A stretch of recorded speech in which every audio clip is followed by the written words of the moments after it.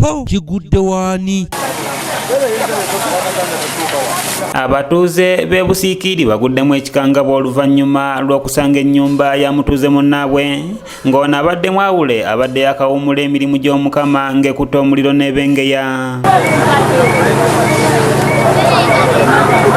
Ngawumula abadde mulabirizi abadde musumba mulabirizi bwe Namirembe okumala emyaka 27 n'awummuzibwa omwaka oguwedde n'akomawo mu maka gano tugateekamu ssente nga twagala awummulire wano. Okusinziira ku Nkwanga James Michael ng'ono mutabani wa Reverend Lugayavu Lumansi agamba nti olwabo okumala okuzimbira omukadde waabwe ennyumba eno mwabadde agenda okuwummulira bano basalawo okumugulira sola kubanga ekitundu kino kibadde tekinafuna masannyalaze. Abagulira sola nga twagala olw'okuba badde mukisikiza nga ate twaleeta abaana n'abazzukulu bonna babadde twabaleeta awaka wano basobole okubeerawo olw'ebizibu ebibadde mu Kampala. Ono agamba nti kirabika omuliro guno guvudde ku baturemu eya sola ebadde mu kimu ku bisenge bino era ng'erabika ebwatuse wabula ekisinze okumuluma nti abadde yakagulira kitaabwe emmere nga mubaddemu ne ssente engoye wamu n'ebintu ebirala ebisirikiddemu. Ndowooza mu kisenge gye twateeka bature ye wabwatuse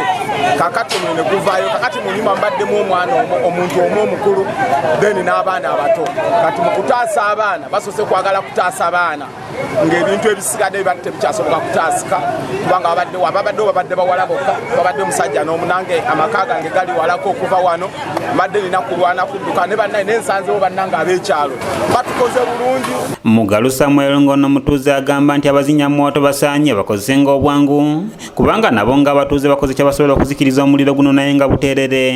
Ennyumba nejja okumala essaawa 4 ne tutaasa kati bazikala ennyumba maze okugwa bakozesenga obwangu nga bajja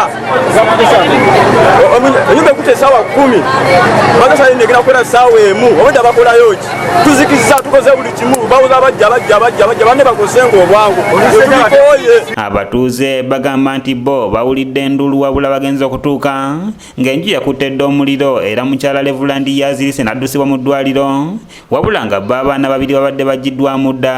Endulu nga zivuga ne tudduka ne tujja tutaase bibaddemu ne bajjamu abaana babiri tetugezaako okuzikiza naye nga faabireedi tejja ne babakubira ne batugamba bali bize ate nakikabiri abapoliisi natuuse ne mbagamba nga bali kukuba batambula ne bagamba abapoliisi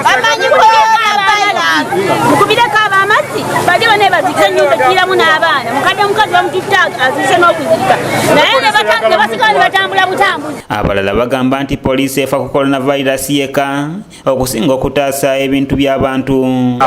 Enju yayidde ekisenge ekifudde sikumpi ssaawa 2:02 nga teri tugiyita poliisi eganye okujja omukadde n'amala kufoyitinga poliisi etuusa kumpi ssaawa 4:01 obudde bwayiseewo dda.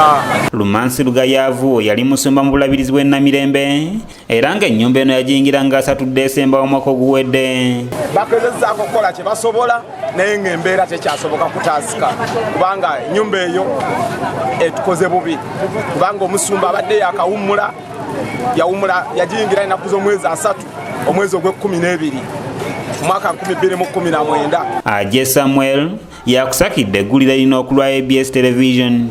Naye embeera netutabukako ennyumba yonna bwekutta omuliro kwate tewali kivudde mu nnyumba omwo.